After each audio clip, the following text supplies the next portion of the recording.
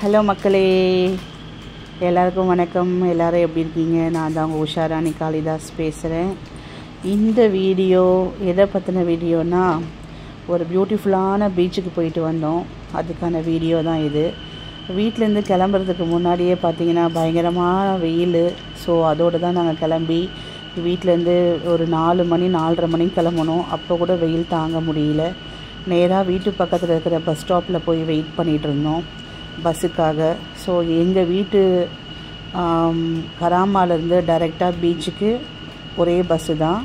So இது எதுவுமே மாற தேவையில்லை. ஆஸ் யூஷுவல் நூல் கார்டு எல்லாத்தையும் கையில் எடுத்து வச்சுட்டோம். வெயிட் பண்ணியிருக்கிற நேரத்துக்கு பதிலாக பஸ்ஸும் வந்துடுச்சு. எல்லோரும் ஏறி போயிட்டு பஸ்ஸுக்குள்ளே உட்காந்து ஒரு செட்டில் ஆகிட்டு உட்காந்துட்டு இருந்தோம். 3 பேரோட கார்டை எங்கள் வீட்டுக்காரே பஞ்ச் பண்ணிட்டாரு. பிகாஸ் போன உடனே இடம் பிடிக்கணும் அப்படின்ற ஒரு ஆர்வத்தில் போயிட்டு நாங்கள் எல்லாம் சீட்டில் உட்காந்துட்டோம். அதுக்கப்புறம் ஹஸ்பண்ட் வந்து பஞ்ச் பண்ணார். எனக்கு, என் பையனுக்கு, என் வீட்டுக்காருக்கு. பாப்பாவுக்கு 4 வயசுன்றதுனால ஸோ அபோவ் 4 இயர்ஸ்க்கு மேலே தான் இங்கே வந்து நூல் கார்டு எல்லாமே அப்ளிகேபிள். அதுக்கு முன்னாடி கிடையாது.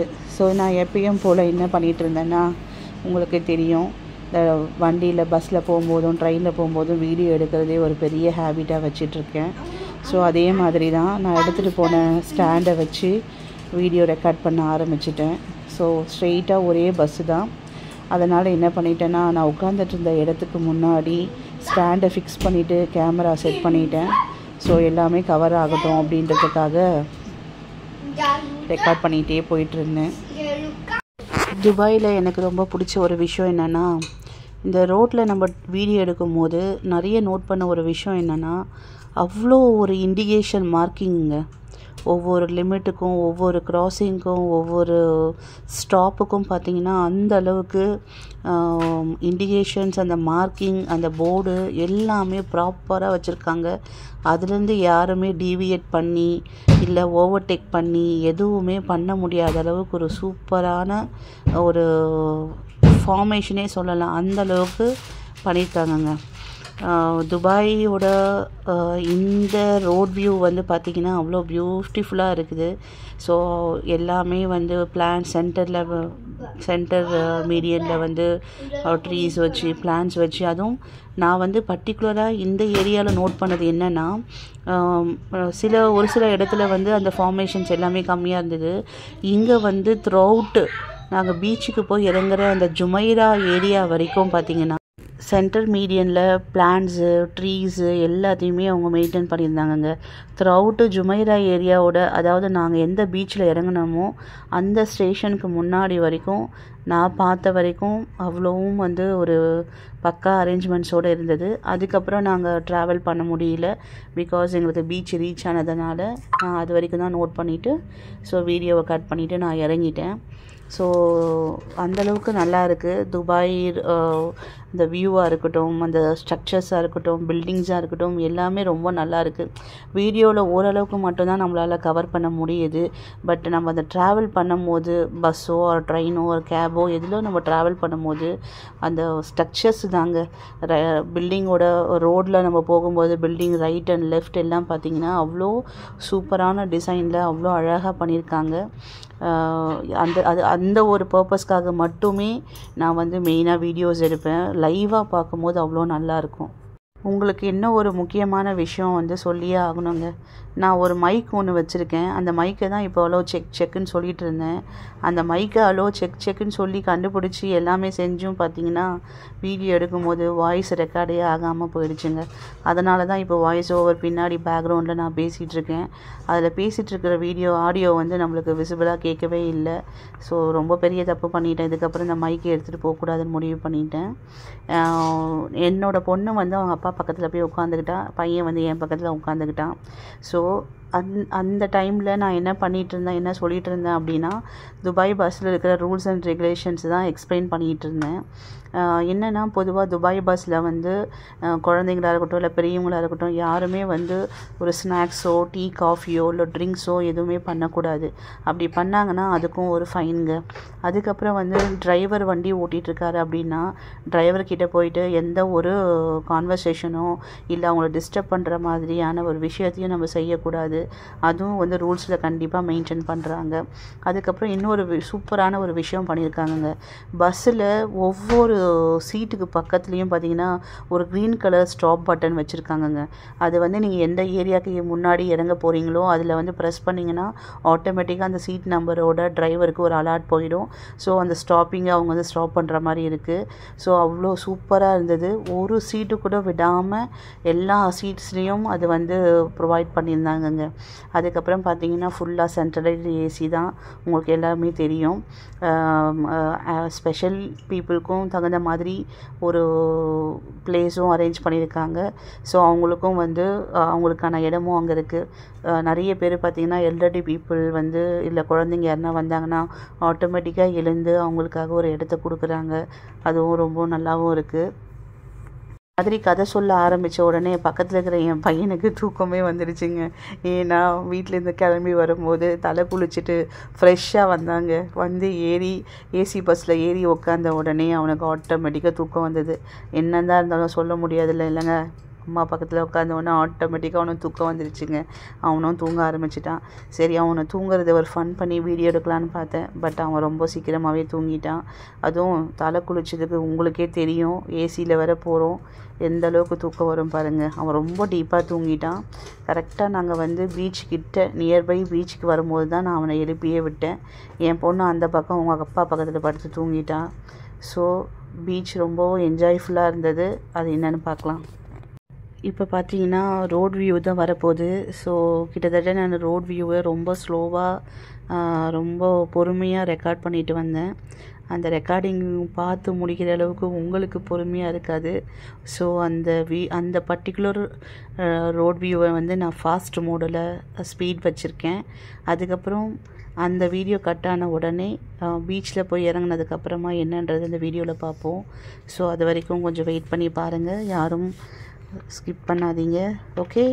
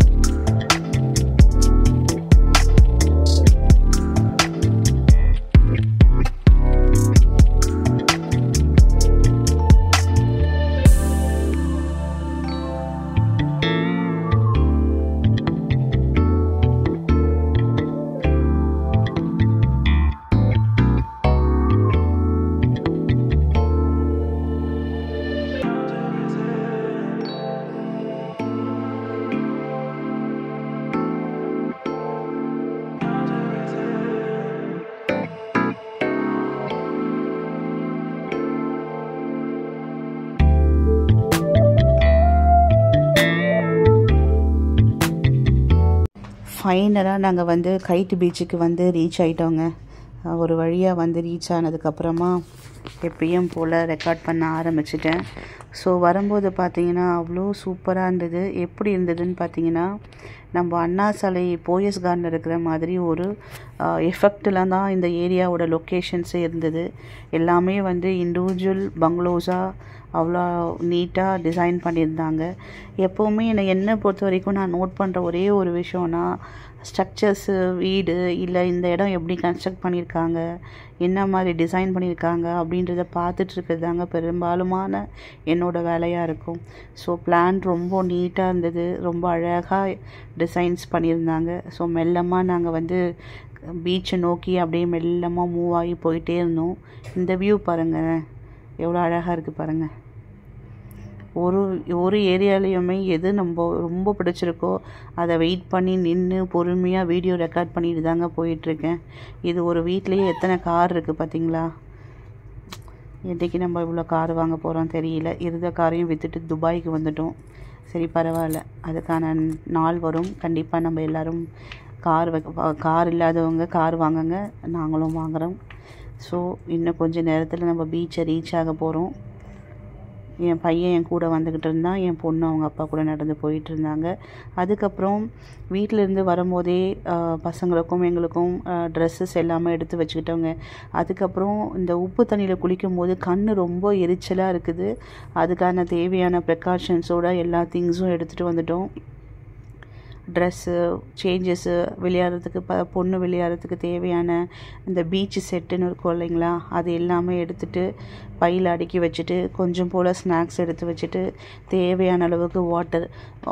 ஒரு விஷயம் சொல்ல மறந்துட்டேன், மறக்காமல் யாரெல்லாம் ட்ராவல் பண்ணி போகிறீங்களோ கண்டிப்பாக வாட்டர் பாட்டிலில் தண்ணி ஃபில் பண்ணிக்கிட்டு வீட்டிலேருந்து போங்க. இல்லை வாட்டர் பாட்டிலே வாங்கிட்டு போங்க. உங்களுக்கு தெரியும் பீச் ஏரியாவில் கொஞ்சம் ரொம்ப ஓவர் எக்ஸ்பென்சிவாகவே இருக்குது. நாங்கள் வந்து 1/2 லிட்டர் வாட்டர் பாட்டிலே 6 dirhamsக்கு வாங்கினோங்க. இங்கே வந்து வீட்டு பக்கத்துலலாம் அவ்வளோ கம்மியாக கொடுப்பாங்க. 2 லிட்டர் வாட்டர் பாட்டிலே 1 dirham 2 dirhamsக்கு கொடுப்பாங்க. எங்களுக்கு அங்கே பார்த்தீங்கன்னா 6 dirham ஆயிடுச்சு. ஸோ ஃபைனலாக பீச்சுக்கு வந்து ரீச் ஆகிட்டோங்க. இதில் என்ன ஒரு ஸ்பெஷாலிட்டினா, இந்த பீச்சில் ஒரு பர்டிகுலர் டிஸ்டன்ஸ் வரைக்கும் ரொம்ப பீச்சு சாண்டை நல்லா ஃபார்ம் பண்ணியிருக்காங்கங்க. போலீஸ் பேட்ரோல் வண்டியே இந்த சாண்டில் ட்ரைவ் பண்ணிட்டு போகிற அளவுக்கு அவ்வளோ சாண்டை வந்து ஃபார்ம் பண்ணி ரொம்ப ஸ்ட்ராங்காக இருந்தது. பீச் பக்கத்தில் போகும்போது தான் கால் எல்லாமே உள்ளே போச்சு. ஸோ இந்த ஃப்ரண்ட் ஏரியாலெல்லாம் பார்த்தீங்கன்னு வச்சுக்கோங்களேன், நார்மலாக நம்ம ஒரு மண் தரையில் நடந்து போகும்போது எப்படி இருக்குமோ அந்த மாதிரி தான் இருந்துச்சு. இதில் எனக்கு இன்னமும் கஷ்டமான ஒரு விஷயம் என்னென்னா, இதெல்லாம் நான் லைவாக பேசிக்கிட்டு வந்த வீடியோ. என்னால் அந்த மைக் ப்ராப்ளத்தினால வாய்ஸ் ஓவர் தான் கொடுக்க முடிஞ்சது. சரி பரவாயில்ல, கண்டினியூ பண்ணலாம். நான் பேசிக்கிட்டே வீடியோ எடுத்துக்கிட்டு மெல்லமாக மூவ் பண்ணுறதுக்குள்ளே ஒரு பர்டிகுலர் டிஸ்டன்ஸில் என் பொண்ணு, என் வீட்டுக்காரு, பையன் எல்லாமே நடந்து போயிட்டாங்கங்க. ஆனாலும் நான் விடலை, ரொம்ப பொறுமையாக வீடியோ ரெக்கார்ட் பண்ணிக்கிட்டு ஒரு சன்செட் ஒன்று பார்த்தேங்க. சூப்பரான வியூங்க, அந்த அளவுக்கு சூப்பராக இருந்தது. பார்த்திங்கன்னா எந்த அளவுக்கு ஒரு ஸ்ட்ரக்சரை ஃபார்ம் பண்ணியிருக்காங்க, ட்ரீஸு எல்லாமே ஒரே அலைன்மெண்ட்டில் ரொம்ப சூப்பராக இருந்தது.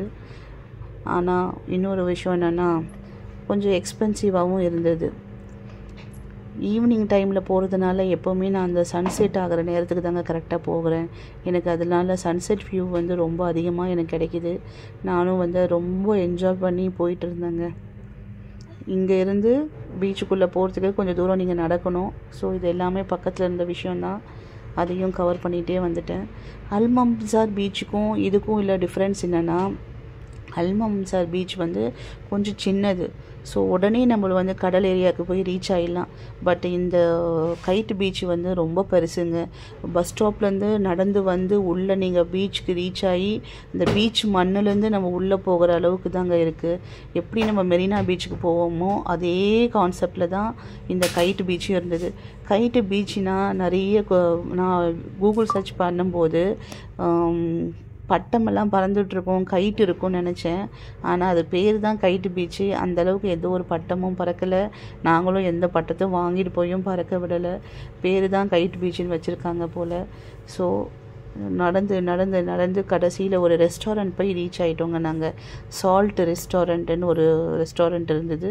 ஸோ முதல்ல அங்கே போய் சாப்பிட ஆரம்பிச்சுட்டு அதுக்கப்புறம் தாங்க நாங்கள் பீச்சுக்குள்ளே போனோம். ஏன்னா லஞ்சு சாப்பிடாம மார்னிங் பிரேக்ஃபாஸ்ட்டை முடிச்சுட்டு கிளம்பி வர்றதுக்கான டைமே வந்து ஈவினிங் ஆனதுனால பசங்களுக்கும் பசி வந்துடுச்சு.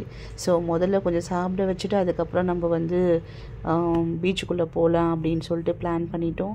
சாப்பிட்டதுக்கப்புறம் தாங்க நாங்கள் பீச் தண்ணியிலே போய் காலை வச்சோம்.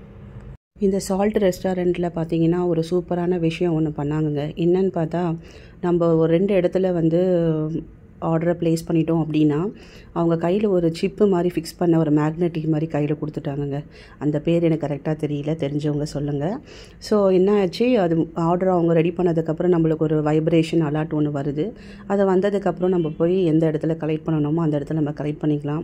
டிஷ் ரொம்ப சூப்பராகவே இருந்தது. பட் எல்லாருக்கும் தெரியும் காஸ்ட் எப்படி இருக்கும் அப்படின்ட்டு. விலை கொஞ்சம் கூடவே அதிகமாக தான் இருந்தது. சரி பரவாயில்ல, வந்த இடத்துல நம்ம என்ஜாய் பண்ணணும்னு சொல்லிட்டு நல்லாவே சாப்பிட்டு என்ஜாய் என்ஜாய் பண்ணிவிட்டு அதுக்கப்புறம் தாங்க நாங்கள் தண்ணிக்கிட்டேயே போனோம். தண்ணிக்கிட்ட போகிறதுக்குள்ளே ஈவினிங் ஆகிடுச்சு. இதை பார்த்தீங்களா, நான் காட்டினேன் இல்லையா? ஸோ இதுதான் அது. இதில் ஒரு அலாட் ஒன்று வருதுங்க, வைப்ரேஷன் அலாட் ஒன்று வருது. வந்ததுக்கப்புறமா நம்ம கவுண்டரில் போய் கலெக்ட் பண்ணிக்கலாம், ஃபுட் கவுண்டரில் போய் நம்ம கலெக்ட் பண்ணிக்கலாம். பசங்களும் ரொம்ப நல்லா என்ஜாய் பண்ணாங்கங்க.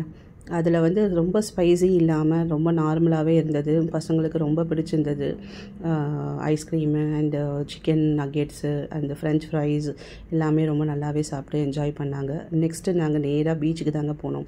பீச்சுக்கு போனதுக்கப்புறம் தண்ணியில் இறங்கலாம் அப்படின்னு சொல்லிட்டு முடிவெடுக்கும் போது என்ன ஒரு விஷயம் நடந்ததுன்னா, கிட்டத்தட்ட அந்த பீச் பர்டிகுலர் பிளேஸில் எல்லாத்துலேயும் எர்த் ஒர்க் எக்ஸவேஷன் மாதிரி பண்ணியிருக்காங்க. ஃபுல்லாக மணலை எடுத்து அந்த சைடில் ஒரு இடத்துல தெரியும் பாருங்கள், லாங் டிஸ்டன்ஸில் அந்த இடத்துல ஒரு இடுப்புக்கு மேலே அளவுக்கு பள்ளமாக இருந்தது. ஏன்னா ஃபுல்லாக எக்ஸவேஷன் பண்ணியிருக்காங்க. அந்த அளவுக்கு எனக்கு வந்து ஆழமாகவும் குழந்தைங்களுக்கு கொஞ்சம் ஆழமாகவும் இருந்தது. அல்மாம்சார் பீச்சில் பார்த்தீங்கன்னா அந்த மாதிரிலாம் எதுவுமே இல்லை. இவங்க ஏதோ ஒரு பர்பஸ்க்காக அந்த விஷயத்த பண்ணியிருக்காங்க. அதனால் தண்ணிக்குள்ளே போகிறதுக்கே ரொம்ப பயமாக இருந்தது. குழந்தைங்களாம் சுத்தமாக இறங்கவே இல்லை. நான் ரொம்ப ட்ரை பண்ணேன், ஆனால் எனக்கும் பயமாக இருந்தது. ஸோ என்னோடய ஹஸ்பண்ட் வந்து உள்ளே வர சொல்லி ரொம்ப ட்ரை பண்ணார். இதை பார்த்தீங்கன்னா முன்னாடியே இவ்வளோ ஆழம் இருக்குங்க. எங்கள் வீட்டுக்காருக்கு பார்த்தீங்களா அந்த தொடை வரைக்கும் வந்திருக்குது. ஸோ அந்தளவுக்கு ஒரு மண் எக்ஸவேஷன் பண்ணியிருக்காங்க. ஸோ என்னை ரொம்ப ட்ரை பண்ணார். நான் உள்ளே போனேன், ஆனாலும் பயத்தில் ஓடி வந்துட்டேங்க. நல்லா என்ஜாய் பண்ணாங்க. ஃபுல் அண்ட் ஃபுல் இங்கே பார்த்தீங்கன்னா யூரோப் கண்ட்ரிலேருந்து வந்தவங்க தான் அதிகமாக இருக்காங்க. ஸோ ஃபுல் அண்ட் ஃபுல் அவங்க தான் ரொம்ப என்ஜாய் பண்ணி அவங்க டேன் ஆகணுன்றதுக்காகவே வந்து பீச்சில் உட்காந்துட்டு இருந்தாங்க. ஸோ அந்த மாதிரி இருந்தது. நான் ரொம்ப ட்ரை பண்ணேன், உள்ள வரைக்கும் போனேன், பயந்து ஓடி வந்துட்டேன். ஐயோ நம்மளுக்கு இது செட்டே ஆகாதுன்னு நான் ஓடி வந்துட்டேன். பட் இதே வந்து நீங்கள் வேறு பீச்சில் போகும்போது லெவல் கொஞ்சம் கம்மியாக இருந்ததுன்னா நம்ம தைரியமாக இறங்கலாம். இது ரொம்ப ஜாஸ்தியாகவே இருந்தது. எனக்கு பயமாக தான் இருந்தது. என் பொண்ணு சுத்தமாகவே போகலங்க. என் பையன் அதுக்கும் மேலே ரொம்ப பயந்து நடுங்கி போயிட்டான். இங்கே பாருங்கள், அவர் எவ்வளோ ட்ரை பண்ணுறாரு. ரொம்ப பயத்தில் தான் இருக்கேன் நான். இது ஃப்ரண்ட்லேயே இருக்குங்க. என்னோடய ஹஸ்பண்ட் வந்து தண்ணியில் என்ன ஒரு முக்கணும்னு ரொம்ப ட்ரை பண்ணார். நான் மிரட்டி விட்டுட்டேன், வேண்டாம் எனக்கு பயமாக இருக்குன்னு சொல்லிட்டு. ஸோ ரொம்ப ஃபோர்ஸ் பண்ணார். நான் வேலைக்கே ஆகாது, நான் வரவே மாட்டேன்னு சொல்லிட்டேன். அதுக்கப்புறம் அவர் தாங்க ரொம்ப என்ஜாய் பண்ணார். ஒரு லிமிட்டேஷன் இருக்கும் இல்லையா, அதை தாண்டி நம்ம போகக்கூடாதுன்னு சொல்லுவாங்களா, அது வரைக்கும் அவர் போய் நடந்து ஸ்விம் பண்ணிவிட்டு தண்ணியில் மிதந்துக்கிட்டு ரொம்பவே என்ஜாய் பண்ணது. என் பசங்களையும் என்னையும் தாண்டி என் ஹஸ்பண்ட் தாங்க அந்தளவுக்கு என்ஜாய் பண்ணார். ஸோ நான் இந்த பீச்சுக்கு இன்னொரு முறை நாங்கள் போகும்போது கண்டிப்பாக அடுத்த டைம் நான் போகும்போது குழந்தைங்களுக்கும் இன்னும் ரொம்ப சேஃப்டியாக இருக்கா என்ன ஏதுன்றதை நான் பார்த்துட்டு வந்து இன்னொரு வீடியோவில் கண்டிப்பாக நான் உங்களுக்கு எக்ஸ்பிளைன் பண்ணுறேன். ஸோ இதில் வந்து நான் கான்ஃபிடெண்ட்டாக எல்லாரும் போய் என்ஜாய் பண்ணலாம், குழந்தைங்களும் போய் என்ஜாய் பண்ணலாம் அப்படின்ற மாதிரி நான் ஒரு கான்ஃபிடென்ட்டை கொடுக்க மாட்டேன். இந்த டைமில் நான் போன இந்த வீடியோவில் மட்டும்தான் நான் சொல்கிறேன். அடுத்த டைம் மேபி இது வந்து லெவல் கொஞ்சம் கம்மியாகவே இருக்குன்னா கண்டிப்பாக நான் உங்களுக்கு எல்லோரும் போய் குழந்தைங்களோட உள்ளே போய் என்ஜாய் பண்ணுங்கன்ற வார்த்தையை நான் சொல்லுவேன். இதை பார்த்தீங்கன்னா அவர் தாங்க வேறு லெவலில் என்ஜாய் பண்ணிக்கிட்டு இருந்தார். ரொம்ப சூப்பராகவே என்ஜாய் பண்ணாருங்க. ஃபைனலாக நாங்கள் எல்லாத்தையும் முடிச்சுட்டு அங்கே வந்து சேஃப்டி கார்டு எல்லாருமே விசில் அடிக்க ஆரம்பிச்சிட்டாங்க, டைம் ஓவர் அப்படின்னு. 6:30க்கெலாம் வந்து சேஃப்டி கார்ட்ஸ் வந்து எல்லாரையும் வெளியில் வர சொல்கிறாங்க. அந்த மாதிரி வெளியில் வரும்போது நாங்கள் என்ன யோசிச்சோன்னா இன்னும் கொஞ்சம் முன்னாடி போயிருக்கணும் அப்படின்றத பிளான் பண்ணாமல் கொஞ்சம் லேட்டாக போயிட்டோம். ஸோ நீங்கள் யாராவது போகிறதா இருந்தால் ஒரு 4 o'clock போனீங்கன்னா ஒரு 2 hours என்ஜாய் பண்ணிவிட்டு நீங்கள் நல்லா டைமை ஸ்பெண்ட் பண்ணிவிட்டு வரலாம். அந்தளவுக்கு ரொம்ப நல்லாவே இருக்குது. இதோட இன்னொரு பார்ட்டுக்கு, அதாவது நாங்கள் இருக்கிற இன்னொரு சைடுக்கு நாங்கள் போகவே இல்லை.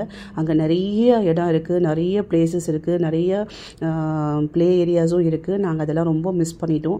நெக்ஸ்ட் டைம் போகும்போது டைரெக்டாக அந்த இடத்துக்கு போய் ஃபோக்கஸ் பண்ணி அதுக்கான வீடியோ என்னென்ன பெனிஃபிட்ஸ்லாம் இருக்குன்றது நான் கண்டிப்பாக இன்னொரு வீடியோவில் சொல்கிறேன். அது வரைக்கும் என்னோடய வீடியோ எல்லோரும் மறக்காமல் பார்த்து சப்போர்ட் பண்ணுங்கள். யாராவது சப்ஸ்கிரைப் பண்ணாமல் இருந்தாங்கன்னா ப்ளீஸ் சப்ஸ்கிரைப் பண்ணுங்கள். எனக்கு வந்து இருட்டுற வரைக்குமே வந்து ஒரு கூச்சம் இருந்ததுங்க. என்னென்னா தண்ணியில் உட்காரலாமா, இல்லை விளையாடலாமா, எதாவது பண்ணலாமா, உள்ளே போகாமல் கரையிலேயே உட்காந்துட்டு எதனா செய்யலாமான்னு யோசிச்சுக்கிட்டே இருந்தேன். அப்போ தான் வந்து இருட்ட ஆரம்பித்த உடனே கொஞ்சம் தைரியம் வந்தது. சரி ஓகே, நம்ம தண்ணியில் விளையாடலாம், படுக்கலாம், உருள்றா, என்ன வேணால் பண்ணலாம் அப்படின்னு சொல்லிட்டு அதுக்கப்புறம் தான் அந்த ஒரு கூச்சமே எனக்கு போச்சுங்க. என் பையன் என் பொண்ணு எங்கள் வீட்டுக்காரர் எல்லாமே தண்ணி அள்ளி கொட்டி தண்ணியில் விளையாடி வச்சுட்டு இருந்தாங்க. ரொம்ப ஜாய்ஃபுல்லாக இருந்தது. இன்னொரு ஒரு விஷயம் என்னென்னா, தண்ணி கொஞ்சம் சூடாகவே இருந்ததுங்க. அது ஒரு ஃபீலே வரல. அல்மம்சார் பீச்சில் பார்த்தீங்கன்னா ரொம்ப சில்லுன்னு இருந்தது, ஒரு ஃபீல் இருந்தது, நல்லாவும் இருந்தது. பட் இது என்ன ஒரு கண்டிஷனில் இருந்தது அப்படின்றது எனக்கு சொல்ல தெரியல.